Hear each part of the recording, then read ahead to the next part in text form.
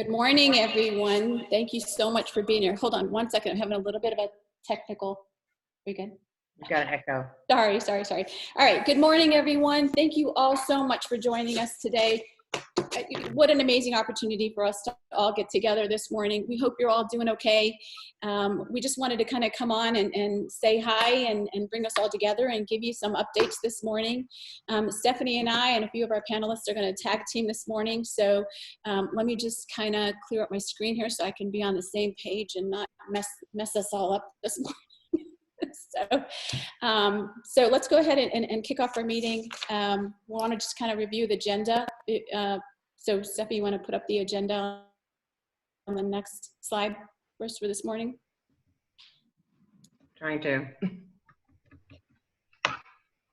Navigating our new world. All right, so this morning we have a lot of our city partners are online with us. I'm going to be sharing some updates. Stephanie's going to review our reopening in coordination with the city and all of our partners. We've got a lot of new initiatives that are happening, so we want to share those things with you. And obviously, we'll touch on Delray Affair and some of Stephanie's plans with some of the marketing campaigns and other initiatives. We'll do a little bit of Q&A and then of course share with you some of the things that are going to be upcoming and then future soon. So, all right. So I just want to take a minute and gush all over these people. I mean, take a minute and just check out our team. I mean, Stephanie leading our chamber and is just, I mean, grateful. It has been challenging, but they have risen to the occasion and are keeping us connected and business as usual to the best of our abilities. So almost all of our events, as far as networking is concerned, is now online. So please check everything out. Tiffany, Major, Lynn Ben Letton, Angel, and of course Lorraine. Not to forget Lorraine, who's been amazing as well. So I just wanted to take a minute and have you all just kind of clap and appreciate our team here at the Chamber of Commerce. So, all right, next slide. So I want to say welcome to everyone, and I'm very excited to introduce some of our other panelists.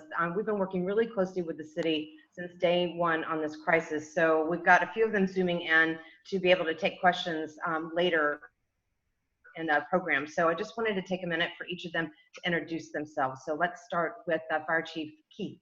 Would you like to say something quickly? Sure. Hi. Glad you invited us. I'm glad we're here. Hopefully we can help answer any questions you guys may have. As you know, I'll have to leave to go to the Emergency Management Municipal Conference call before 10, but I'm here up until then. Thank you. And staying in the fire department, Chris Bell. Hi, can you hear me okay? Yep. Great. Nice to see you all. Thanks for inviting us. And yeah, I will also be leaving at some point, so happy to share what we're doing and answer any questions that you have. Thanks for having us. Thank you. And I see Gemma Torsivia. She's brand new MVP at City Hall. So introduce yourself quickly, Gemma. Stephanie, you are too kind. I do want to thank the Chamber and Stephanie.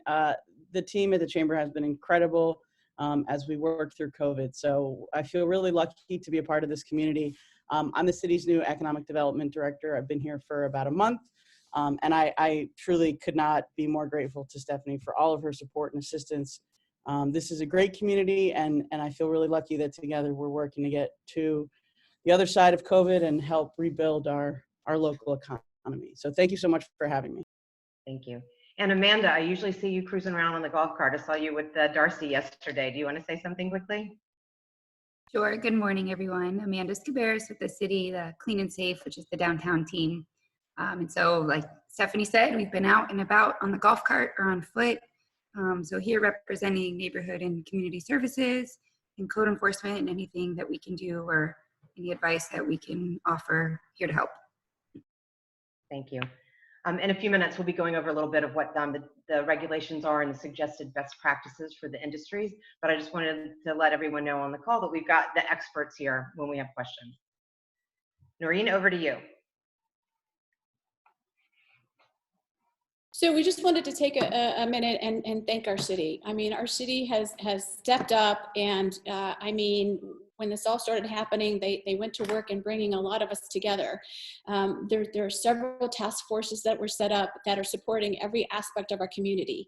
I mean, you take a look right here, and we've got a nonprofit task force.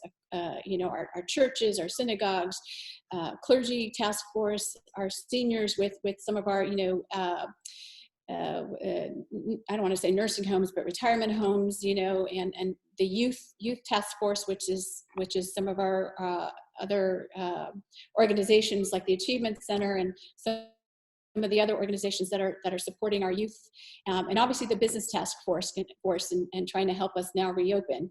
I just want to kind of touch on the nonprofit specifically this morning by just commending so many people in our community that have stepped up to help and fulfill a tremendous need with feeding some of our at-risk people that are really struggling right now.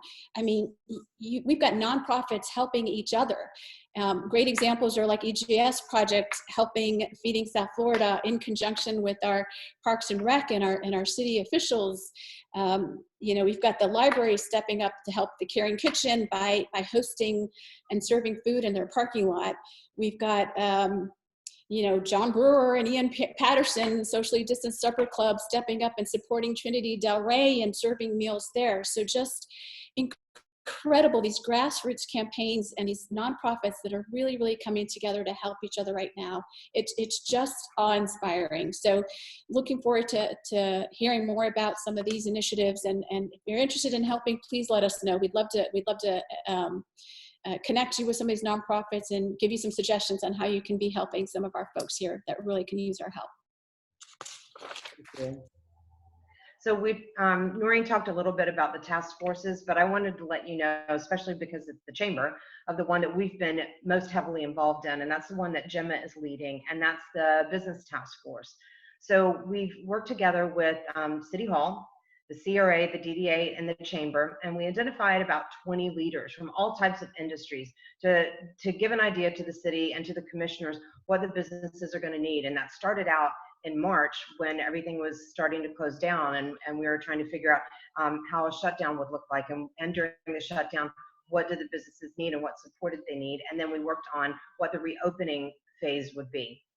So it happened a little fast. I've got to tell you, we've been participating not only in city task forces, but county task forces as well, and sending our recommendations up to Senator Rubio and Representative Frankel. So anything that's been happening in the industries, we've been pushing it out to county and state as well. So our business leaders got together and identified the things that we wanted to promote or wanted to have help with from the commission going forward, and phase 1 and phase 2 and the different stages as they're going forward. So there's a city commission on May 9th, and we put some of those recommendations forward. And the commission felt like things like closing Atlantic Avenue, which is a very popular idea, and some of the other ideas that the industry experts came up with, we thought those are great, and that's what the commission said, but we need to phase it in. And we're going to work on phase 2 and phase 3 openings. So in phase 1, we have to remember that we're still in a pandemic and we're still in a health environment. So we have to be very careful in phase 1. So they didn't want to do anything that would massively encourage people to come down to the downtown any more than they already would. So the county requested from the governor to please let us open a little bit sooner. So on Friday afternoon, last Friday, we got the word from the governor that this past Monday, we'd be opening. So it happened really fast. So everybody's been working to develop suggested guidelines or suggested phase openings. So what we did is this industry task force pulled together from different industries what we felt would be the best practices. So a salon would have different best practices than a restaurant, or different from a car dealership, or different from a medical operation. So what we've done is we've sent those out via email, on constant contact, and direct email to all the chamber members what these suggestions for best practices for reopening are. And they're also going to be on the website. It's delraybeach.com COVID-19, and that's where you can find the best practices for reopening. So they're not regulations. We wanted to make sure that you know they're not regulations. They're suggestions. There are a few mandates in phase one, which I'll take you through in a minute. But we also wanted to talk a little bit about masks and the curfew. So there's been a little bit of misconception about Delray Beach not requiring masks anymore. We wanted to let the public know that Delray Beach was the only city in Palm Beach County that ever required masks, and they did for a short time during the shutdown. But in order to be in line with the rest of the county and the rest of the state, they lifted that as of Monday.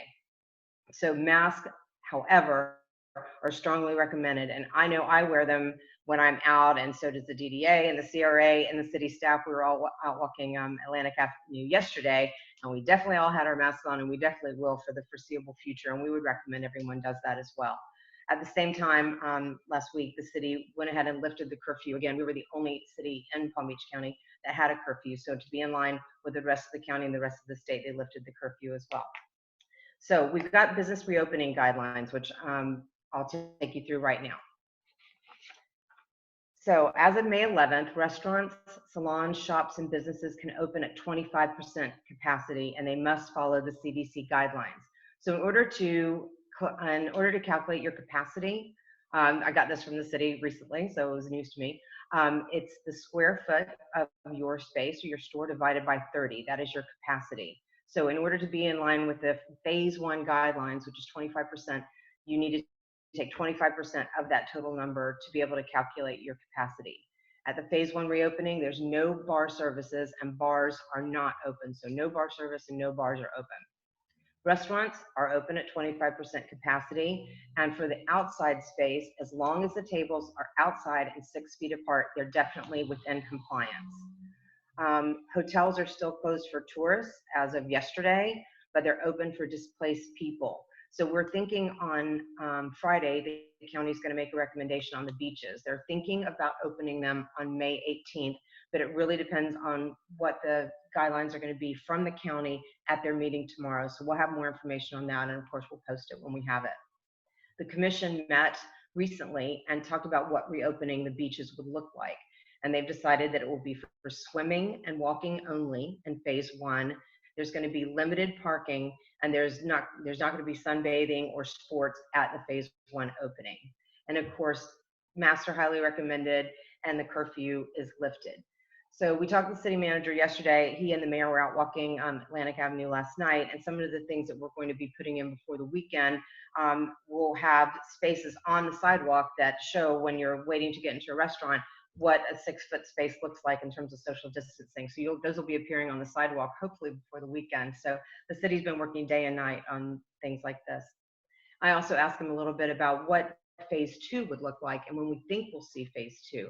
And believe it or not, he said he thinks phase two is going to come sooner rather than later. So in a matter of a couple of weeks, we'll probably see phase two reopening, which will be probably taking up the capacity to 50% limit. So we'll gradually phase it in, but it'll probably be happening sooner rather than later. We're also seeing people coming up from Broward County because Broward's not open yet, but we believe Broward will be open relatively soon. So there'll be less crowding that way. We're hoping that the beaches in Broward will open about the same time as Palm Beach County. But again, we're not sure about that yet. But as soon as we know, we'll make sure to post everything. City team, is there anything that I'm missing or anything new that I don't know about? You guys are keeping me posted very well, but I wanted to make sure we covered everything in terms of phase one reopening. Amanda, Chris? Yeah, can I say one thing? Yes, please. On the 25% of the occupancy or capacity, we're not requiring we're not including the staff for now. Normally we would, but moving while we're in this phase one approach and possibly even in phase two, we are not going to include the staff. But once we get out of this and we go back to 100%, then the staff is going to be included like it's always been. So I just want to be clear with that. Right now, we're not doing that, but as we move forward, it becomes a fire hazard. Right now, it's not. That's why we're not including the staff. Okay, that makes perfect sense. So when you're calculating your occupancy rate, it only has to be for your guests that are coming in. You don't have to include your staff in that occupancy rate for the beginning. Okay, great. Thank you. Thanks for that. Anything else? Can I add one thing as well, Stephanie? Yes, please. Hey, thanks. It's Chris Bell, the emergency manager. Just wanted to clarify the restaurants are 6 feet apart. I think this got out, but it's patrons have to be 6 feet apart from one group to the next group. So if the table's exactly 6 feet apart, and then you have a couple feet on each side where people are sitting, those people are going to be too close. So one group from the next group has to be 6 feet. That's all. And we're also hearing some other things. People are saying, well, they're sitting at 4 people are sitting at a table and they're not 6 feet apart. If the group is together, if it's a family group, then they are allowed to sit at a table together. You have to be 6 feet apart from the next group. You got it, exactly. Yeah, but everybody at one table, you don't have to be 6 feet apart, spread around the table if it's family group or people who are in the same household. But right, one group from the next group, one table from the next table. The people have to be 6 feet apart. Okay. And we're also urging the community to please abide by the rules, please wear a mask, please make sure to social distance, because nobody wants to go into a shutdown again. None of us want to see it. And we were on a call recently, I think it was a DDA call with the restaurants, and the restaurants care deeply about abiding by the rules. They do. They don't want to see it shut down again. So they're definitely monitoring themselves and monitoring each other to make sure that we all abide by the guidelines at this time, because we definitely want to be able to go out and enjoy ourselves. I know everybody was cooped up for a long time. So let's abide by the rules and the guidelines for now so we can continue to reopen and continue to help our businesses. Also, there are plenty of restaurants in town, so you don't all have to crowd on the first 2 or 3 blocks of Atlantic Avenue. Please visit some of your restaurants in Pineapple Grove or the West Atlantic area or out by Congress. They're open too, and Federal Highway. So make sure to do that. That would be a recommendation of mine. Anything else, City, before we go past this? We'll have some questions at the end, but we're going to talk a little bit about what the chamber reopening looks like. So is there anything else that the city wants to mention at the moment? Okay, seeing none, I'll move forward.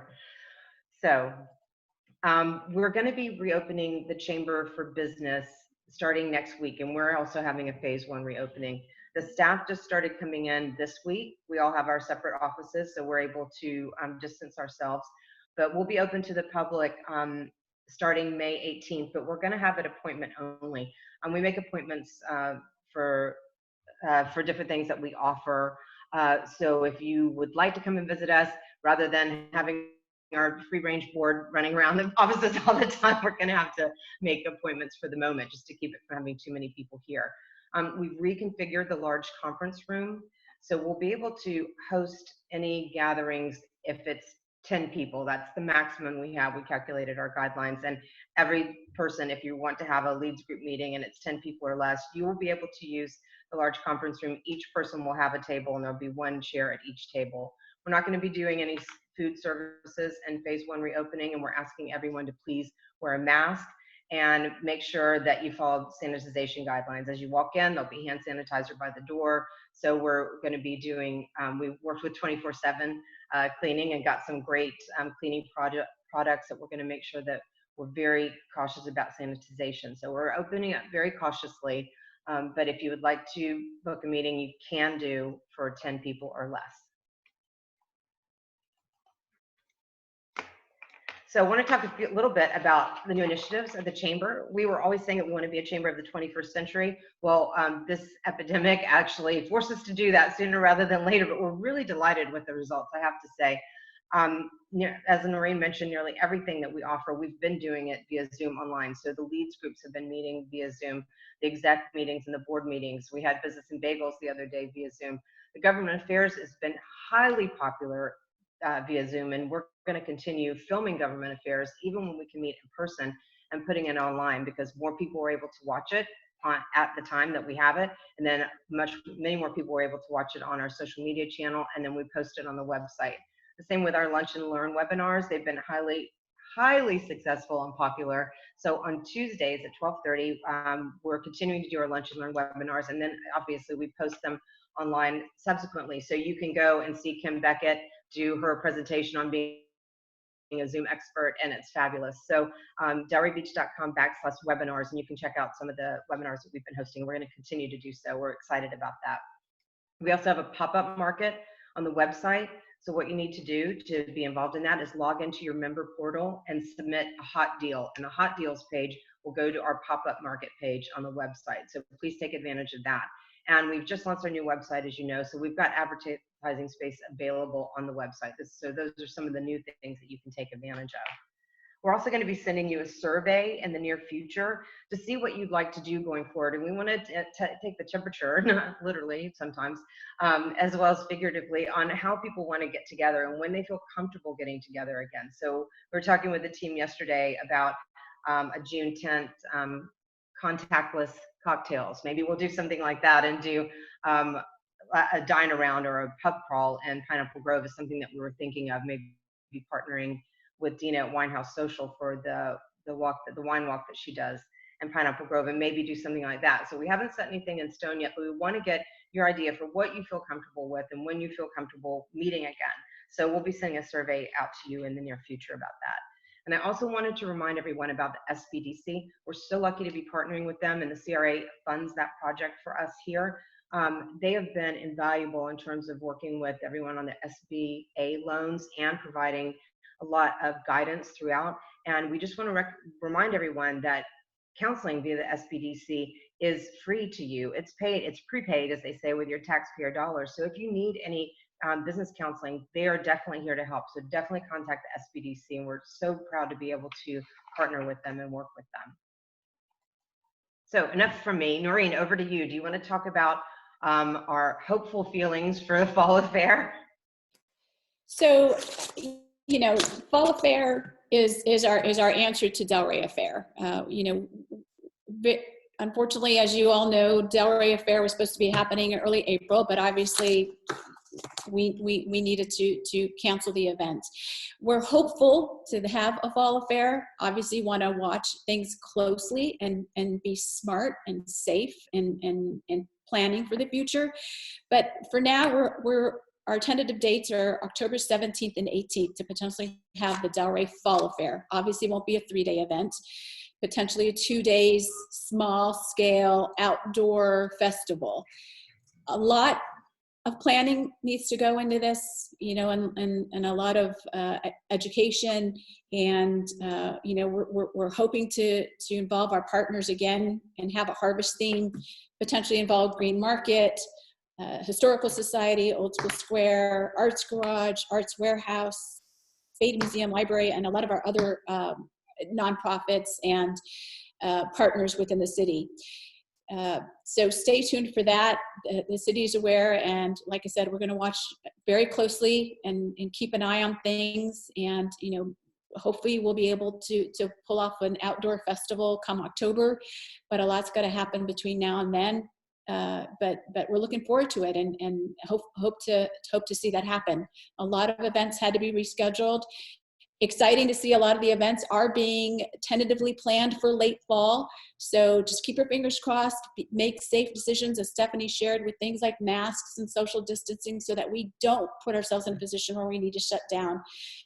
Make good choices, and let's look to the future and hopefully get back out to being Delray Beach and being outdoors and some back to some of our outdoor festivals, although on a smaller scale, like I said, but make good choices. So we hope to see you at some of these events in the future. So as she said, it's tentative. We've gotten the date from the city, and the date is okay, but of course it has to go through the approval process to do that. And of course we can't make any decisions on any large festivals for a couple of months now, but we're definitely going to do all the planning and be ready to do it. But not official yet, but we're going to plan as if it was, and we're really hoping to be able to do that, and obviously involve all of our partners by by promoting the activities that they have in their areas. So we're hoping fall will be a good time for everyone to come together again. Okay, so let's go back. Let's talk about summer. So last summer we did a small campaign, hashtag keep locals afloat. I think that's more vital than ever. So we'll revive that for June. So the messaging that you're going to see from the chamber, no, we did not take these pictures 5 minutes ago. They were taken last year. So we're still safely social distance at the moment. But we got a lot of content, and we thought we would revive this campaign because it's more important than ever to support your local businesses.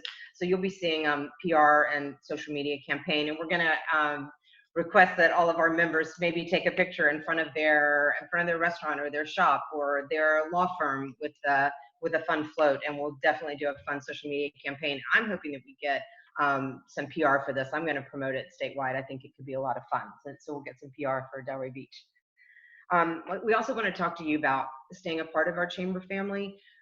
Now more than ever, I just feel the camaraderie and the closeness of our chamber members. It's been amazing. I've been zooming into the leads groups. The leads groups have been getting to know each other better than ever because you're getting to see each other's homes and meet their pets and meet their children. So people seem closer than ever during this pandemic, and that was one of the beautiful things that is the silver lining that's come out, at least for me. But what we're worried about is keeping our chamber members afloat, as we're talking about. So some of the staff and the board have donated our own money, and we've got a giving tree that we've, I'm looking at it right now, that we've put up in the office. So for some of our hardest hit members that are struggling to repay their dues or to stay a member of the chamber, we're going to donate some of our own money to be able to keep them afloat for a few months and keep them a chamber member and defray some of their annual dues expenses until they get back on their feet. So if you want to contribute to that, we'd definitely be welcome. And if you're having trouble at the moment renewing your chamber membership, we'll definitely work with you on that. And we can also do a monthly payment plan. So for $30, $40 a month, it's definitely money well spent. So please talk to us if you're having any issues or you need help staying in our chamber family. We want to keep you. So, oh, I'm going too fast. Sorry. I've gone way ahead. What we wanted to do is go through some questions now. I was getting overly excited, so let's go back. Here we go. So, questions. First of all, we had a few questions that came through before the meeting, so we just wanted to answer those right off the bat and then see if anybody on the call had any questions that you wanted to ask of any of the city staff that we have on board.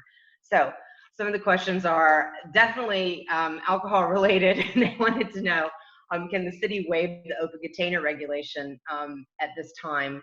And is takeaway alcohol still okay? We got one of those questions the other day on a different call that we were on. So I think the open container one was, while people are waiting or they want to be safe and distance and walk around, can they get a drink and walk around town? I'm going to assume that's going to be a no, since we're never allowed to do that. And I think someone asked about the takeaway alcohol. Is that still okay? Well, they can't make you a margarita and give it in a to-go cup. But if you want to buy a beer or buy wine or something that's already in there contained, it comes from the manufacturer contained, I think that's still okay. But Amanda, anyone, Chief Keith, open container, is that a possibility?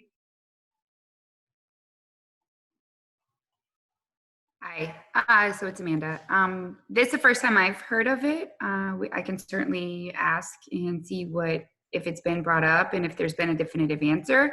I would think, considering we're not looking at closing down Atlantic Avenue right at this very moment, and we're just trying to operate and figure out what the new normal is with 25%, and considering that bars are closed and we don't want any bar service, that open containers while people are waiting on the sidewalks is not going to happen right now. But again, I don't give the definitive answer on that, and I can certainly bring it up. Thank you. And that answers the second question. I know the mayor floated it, and I know we'd love to do that, but we wouldn't close Atlantic Avenue on busy nights to help people spread out just yet, because again, we're trying not to encourage people to come down, at least at the very beginning. So that won't be happening in the near future, but you never know. So we'll keep an eye on that and let you know if anything in that is in the works. And then one of the other questions that I answered just a minute ago was that people want to stay a part of the chamber. Is there a payment plan option? And yes, there is a payment plan option. You can do a monthly payment plan, or if you're having trouble, we've got our giving tree that we're collecting funds for to help out our members. I see that Renee Jadasingh, who's the executive director of the CRA, has come on board. I love your backdrop. That looks great. Did you want to say anything we didn't get a chance to hear from you before? Yes, actually. Hi, good morning, everyone. Thank you for having me, and thank you for joining us today. So actually you do see the background over here of freebie. So the City Commission has advised or is in favor of starting the freebie service again to help, transfer people to and from the beach in the downtown area. So we are in the process right now of working with freebie on some of their enhanced safety measures.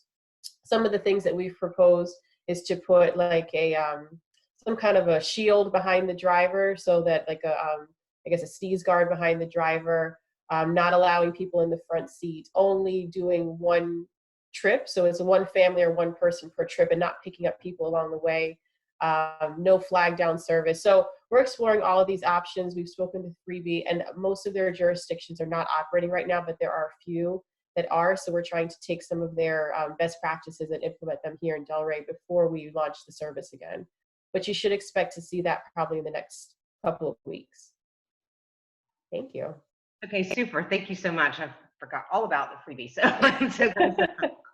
So we've had a few questions, a few Q&A that are being answered real time. Thank you, Gemma and Chris. But I just thought I would mention them quickly. One of the questions was, we don't have to, it's not required to wear a mask, but are the merchants required to make people wear masks inside? So they're not required, but they're strongly encouraged. And we think that, I think people would feel more comfortable when they see people, people in the shops or the restaurants wearing masks anyway, the staff, and we strongly recommend other people do. Some people are providing them as they walk into the shops or restaurants as well. And someone also asked, can people come to buy a drink and just sit at a table, or is it table service only? So Chris answered that. It's table service only. You can't be served at a bar, just go sit at a table and just have a drink. You're going to be required to order something. So it's definitely table service for food. What else? Do we have another question? Anyone? I'm just looking. Hold on. Okay. Are masks still required for supermarkets? And they're not required by the city, but they could be required by the individual business. So Chris, did you want to elaborate on that, or? Sure. No, I'm just like any business. I think Gemma maybe posted on one of the other answers, no shoes, no shirt, no service. A business could still require you to have a mask. And when I stopped at Publix on the way home last night, they still required masks. So a business could still, but the city just no longer requires a mask. We do strongly encourage it, though. Yes. I'm hoping that message is coming through loud and clear. I definitely got my Amanda Perna mask in the mail the other day, and I was excited to get it. So if you want to do, yeah, that's going to be the newest fashion statement coming in the summer, I think. Anybody else? Do we have any other questions that are coming through? Anyone want to raise your hand, ask a question? Okay, that's good. So back again, sorry, I keep getting very excited. So Noreen, I'm over to you to talk about the fun stuff and the things we have coming up, and I'll let you close it out. I love talking about the fun stuff. There are some really great events coming up. So go online on the website, www.delraybeach.com. Doesn't get any easier than that website right there, delraybeach.com, to see all the upcoming events and to also register. So if you go to the next slide, we can start talking about each individual one, but tomorrow night, wait, today's Thursday? Yes, today's Thursday. So tomorrow, Friday, is trivia night in conjunction with Death or Glory and the Socially Distant Supper Club, hosted by John Brewer. John Brewer is like on all of our, all of our minds these days, and all the good stuff that they're doing. So trivia night will be a blast. The programming committee is working hard to keep these events going. Angel and Kristen have done an awesome job on putting on this event for tomorrow night, and please sign up and join. Do takeout. Death of Glory, I think, also is doing delivery as well. So it's going to be a really fun event, and we'll be able to test your Delray Beach knowledge. So look forward to that. Grow with Google workshop. As always, Tuesday webinars, as Stephanie mentioned, are still happening. There have been some fantastic topics. We had how to use Zoom recently. We've had financial help with the local attorney. Grow with Google is going to be a really important one for those that you can make it. Join this webinar on Tuesday, May 19th. And these are free, and non-members are also able to join. So please take advantage of these opportunities that your Chamber of Commerce is offering to our members and to the public. Delray Morning Live. Sorry, go ahead, Stephanie. Comment quickly on that one.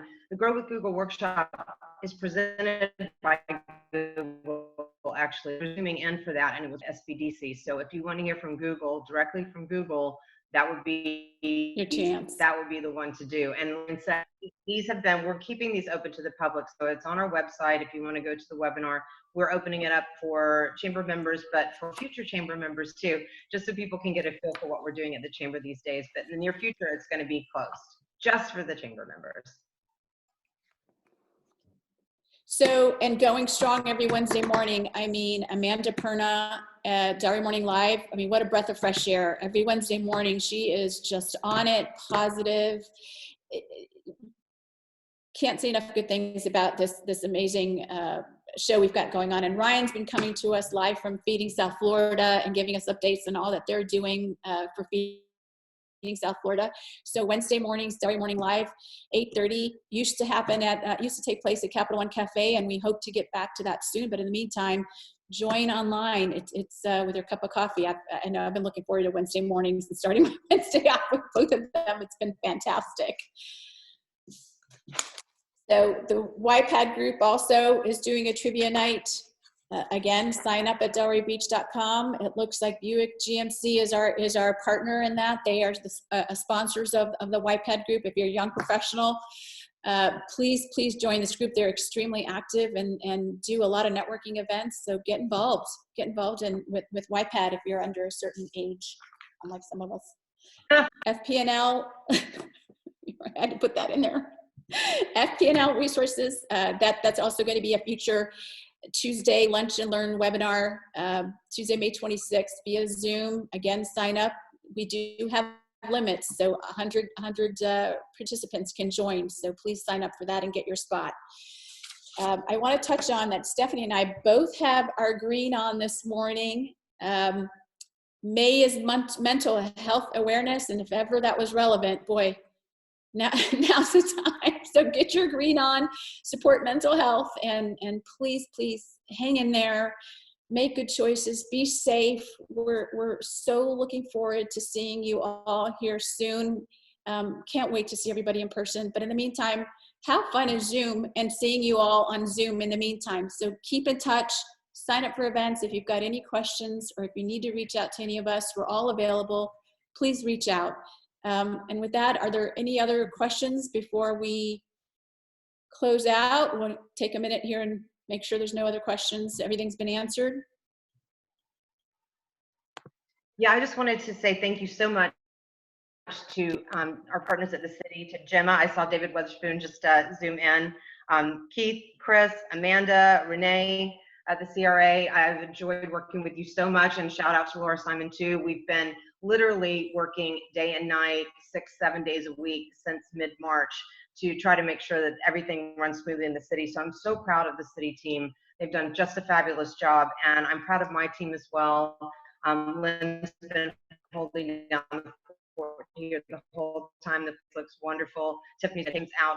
Lorraine's making the trains run on time, and Angel's doing some extremely creative programming.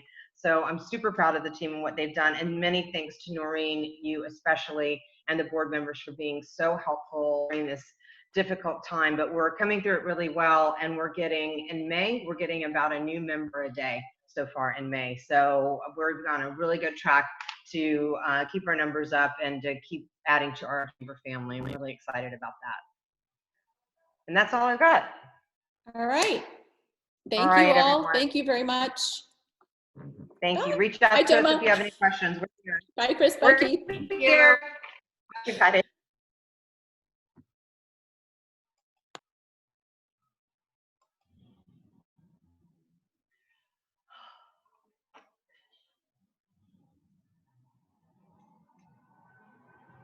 Are we done? I think we're done. I'm leaving. She's laughing.